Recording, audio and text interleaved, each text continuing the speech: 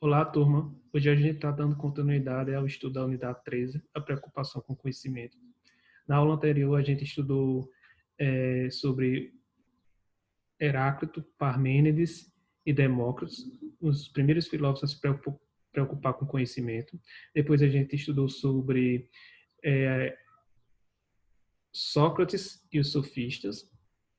Em seguida, a gente viu as teorias de Aristóteles e a de Platão.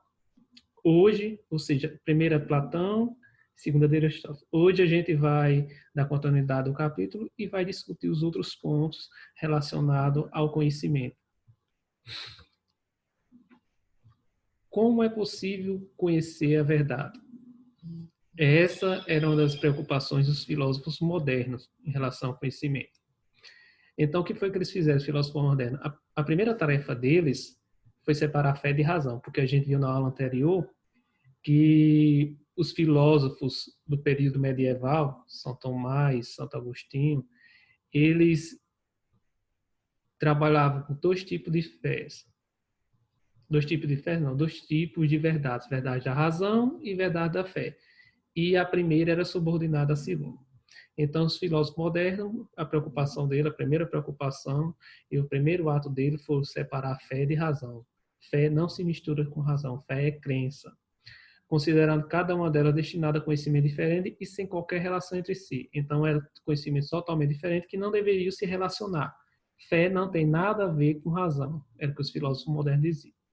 Por não aceitar a resposta dada pelos filósofos medievais, que eram aquelas respostas que a gente viu, que eles diziam que a gente não podia conhecer a verdade porque nós éramos seres decaídos e pecadores. E seres pecadores não poderiam chegar à verdade. Eles também diziam que nossa natureza, que era dupla, que era corpo e espírito, nossa inteligência, por conta disso, nossa inteligência não poderia conhecer o que é diferente dela, que estava fora.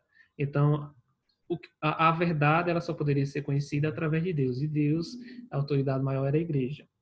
Ele dizia que o finito, ou seja, o humano, não poderia conhecer a verdade que era infinita e divina. Então, só a igreja aqui na Terra, ela tinha, as autoridades religiosas, ela tinha a capacidade de mostrar a verdade. Então, por conta dessa resposta dada pelos filósofos medievais, o problema do conhecimento tornou-se crucial para a filosofia moderna. E o ponto de partida dos modernos passou a ser o sujeito do conhecimento. O que seria o sujeito do conhecimento? O sujeito do conhecimento era o ser que ia atrás do conhecimento universal. Então, a teoria do conhecimento volta, portanto, para a relação entre pensamento, já que era razão, e as coisas. A consciência, que é interior, e a realidade, que é exterior. Então, era o pensamento, o que se processa dentro da sua cabeça através da razão, e as coisas que são exteriores. O entendimento e a realidade, você compreender a realidade. Em suma, o sujeito e o objeto do conhecimento. Sujeito do conhecimento, ser capaz de conhecer a verdade, e o objeto do conhecimento, aquilo que seria conhecido.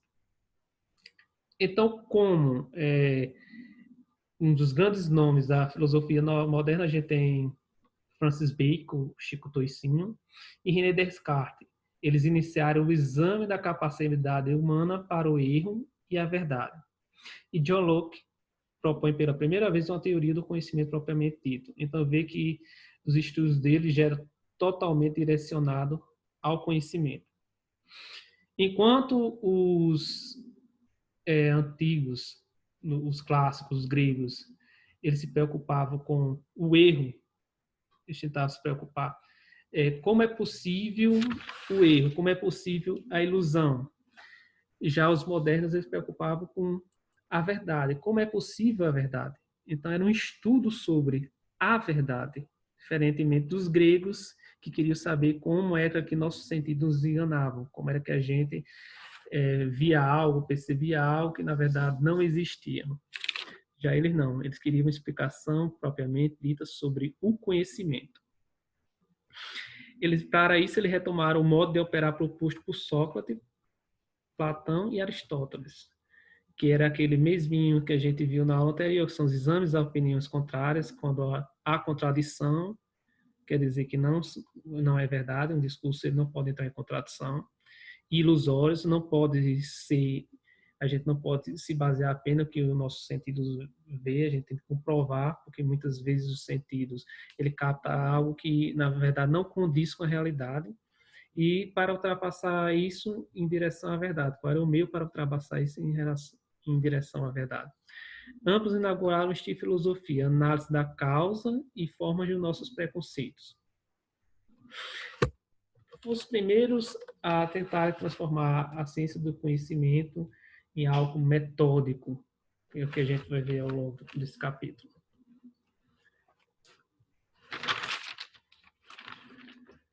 Francis Bacon, que nasceu em 1561 e morreu em 1626, ele desenvolveu a teoria da crítica dos ídolos.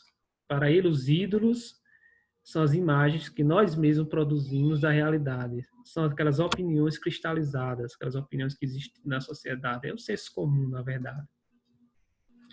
Ele dizia que essa teoria dos ídolos, ele divide em 4 partes.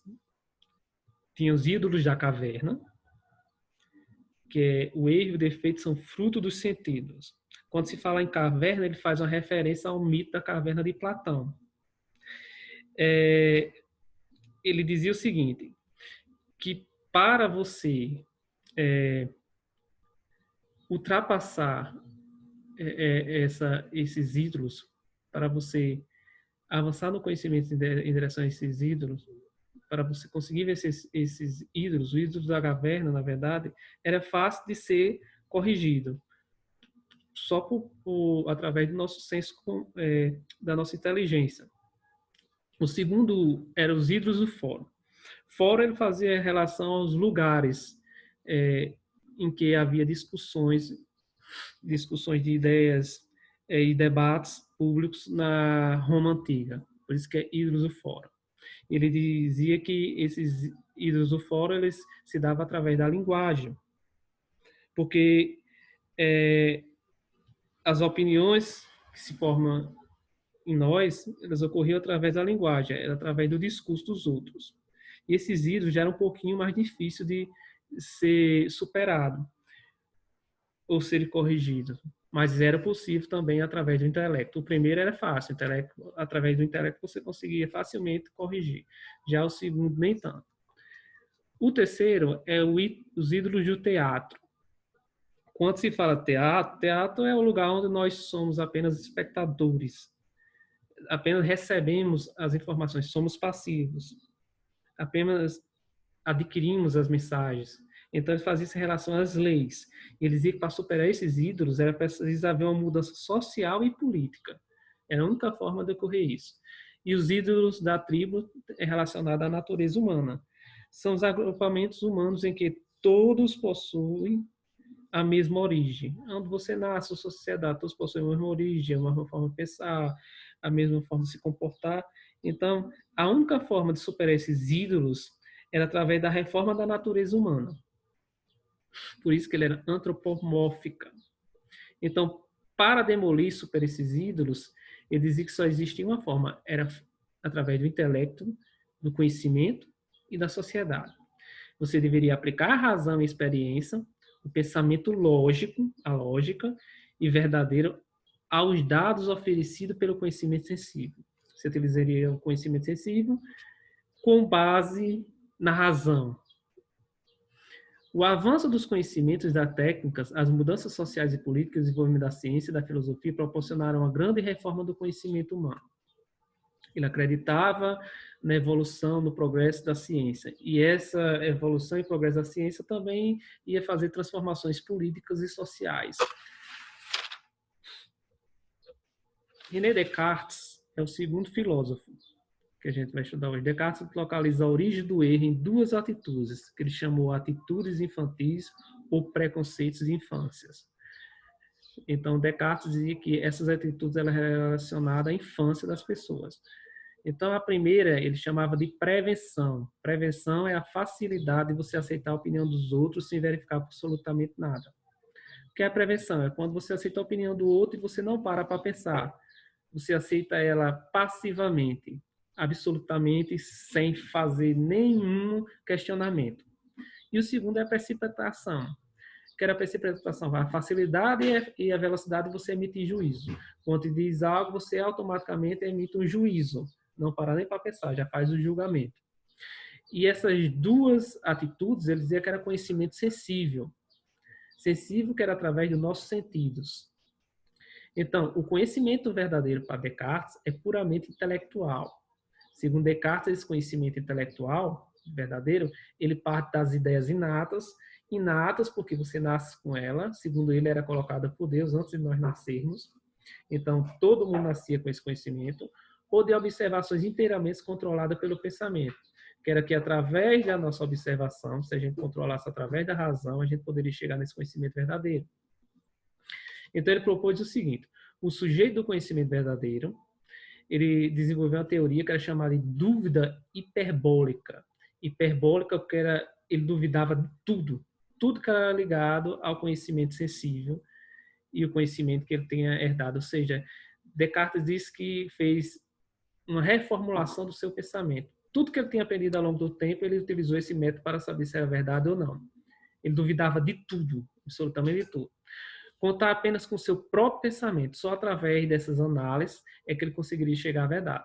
Primeira dúvida que escapa à dúvida metódica é penso, logo existo. Ele diz que foi a primeira dúvida, porque se você pensa a respeito do seu pensamento, é sinal que você existe. Então, é sinal que você é um ser pensante, que você consegue raciocinar sobre a sua forma de pensar. Para garantir a verdade das coisas, ele desenvolve um método: afastar a prevenção e a precipitação. Primeiramente, você não deve trabalhar com a prevenção e a precipitação. Oferecer procedimentos e regras, é a questão dos métodos, e propiciar o aumento do conhecimento e oferecer meios para que novos conhecimentos sejam aplicados. Então, sempre em busca do desenvolvimento de novos conhecimentos. Já John Locke, nasceu em 1596 e morreu em 1650, para ele o conhecimento sensível pode e deve ser empregado por nós, desde que submetido ao método e controlado pelo entendimento. Então, diferente dos outros, ele trabalhar com conhecimento sensível. Embora ele tenha que ser submetido a um método e controlado pelo entendimento. Todas as ideias e todos os princípios do conhecimento derivam da experiência sensível. Então, todas as ideias, princípios, tudo deriva do conhecimento sensível. Então, ele trabalha com essa teoria, que nós partimos do conhecimento sensível, contanto que seja subordinado a um método. Conhecimento, para ele, se realiza por graus contínuos. Então, ele retoma aquela ideia de Aristóteles, que são graus contínuos, que parte da sensação até chegar às ideias. Então, as sensações para eles eram as impressões das coisas externas. Quando a gente vê algo, a gente tem impressões daquilo. Nosso sentido capta, através da percepção, o que está do lado exterior, e a partir dessas impressões, cria uma impressão sobre aquele momento que a gente está vivendo, e isso é igual a uma ideia simples. Então, sensações são ideias simples. Mas quando você pega essas ideias simples e você acrescenta aí semelhanças e diferenças, você consegue criar uma ideia composta. Quando seu cérebro trabalha com ideias simples e ele faz esse processamento de semelhança e diferença, você cria uma ideia complexa ou composta. Quando você pega uma ideia complexa ou composta e você adiciona aí combinações e associações, aí você tem ideias abstratas ou gerais. Então, quando seu cérebro consegue já trabalhar com combinações e associações de ideias, então você já conseguiu chegar às ideias abstratas ou gerais. Ele dizia o seguinte: tudo que sabemos... Ligar o computador. Tudo o que sabemos existir nos é dado pelas sensações e percepções. Portanto, pela experiência. Ela nos permite conhecer apenas coisas particulares ou singulares. Somente elas existem. Por outro lado, as ideias gerais e universais não correspondem à realidade. mas são nomes que organizamos por convenção para organizar nosso pensamento e nosso discurso. Então, veja que aí ele dá uma ênfase na experiência, na sensação, na percepção, diferentemente dos outros, que diziam que o conhecimento sensível ele era ilusório. E ele disse que as ideias gerais e universais, na verdade, elas são apenas convenções que a gente organiza através do nosso discurso e do nosso pensamento. Devido a essas discussões, surgem duas teorias do conhecimento.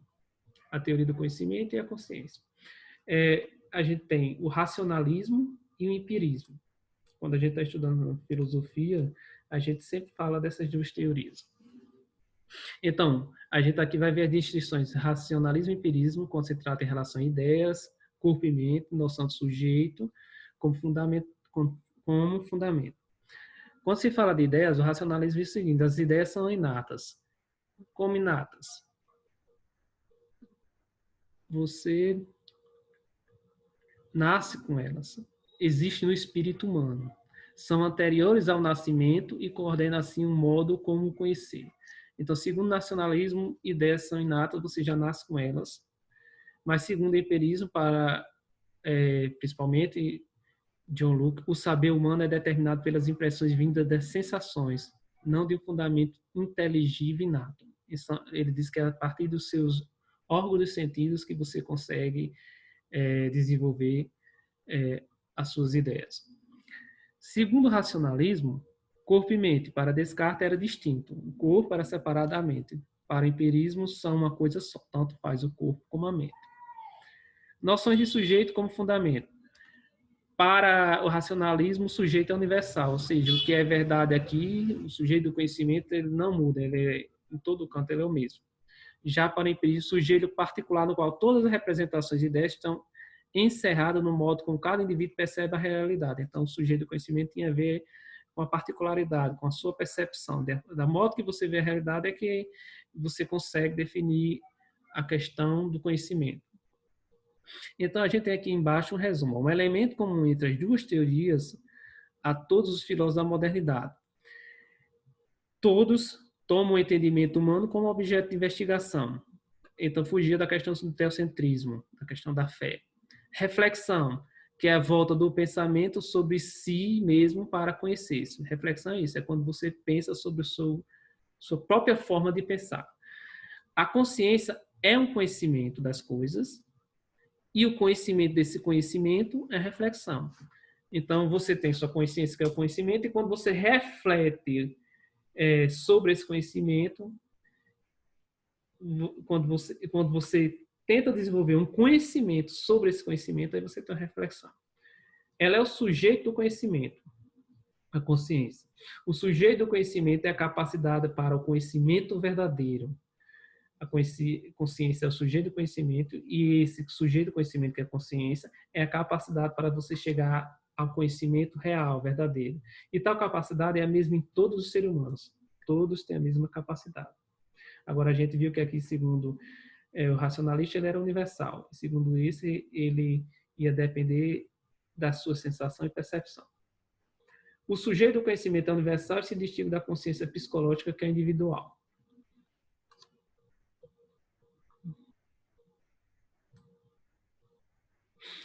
Aqui a gente vai falar sobre consciência psicológica e consciência reflexiva.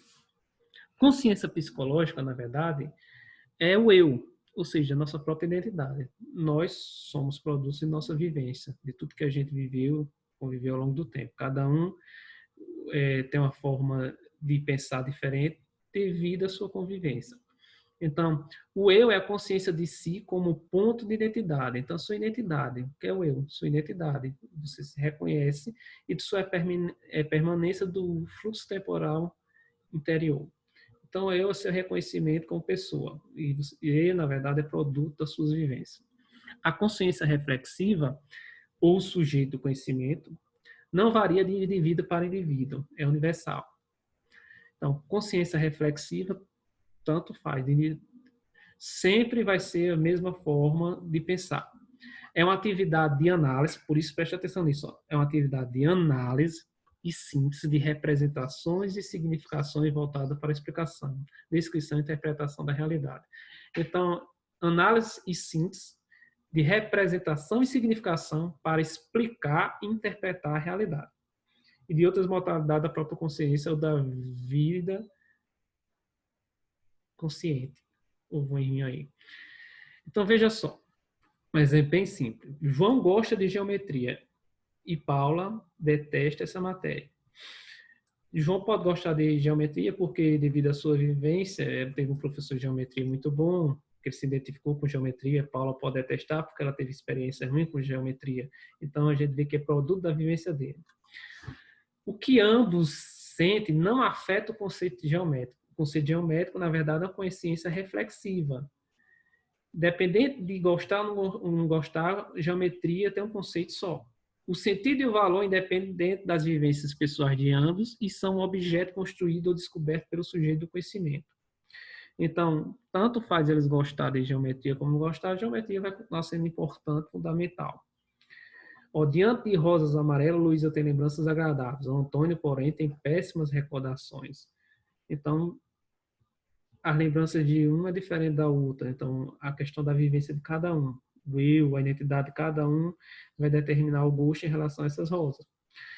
Mas a percepção de cor se realiza em nós não apenas segundo nossas vivências psicológicas individuais, mas também segundo leis, normas, princípios de estruturação e organização, que são os mesmos para todos, na medida em que cada um de nós é um sujeito do conhecimento. Então, independente de João Luísa gostar de rosa, que é algo subjetivo, gosto, a percepção ela vai ser a mesma devido ao sujeito do conhecimento, que é a consciência reflexiva.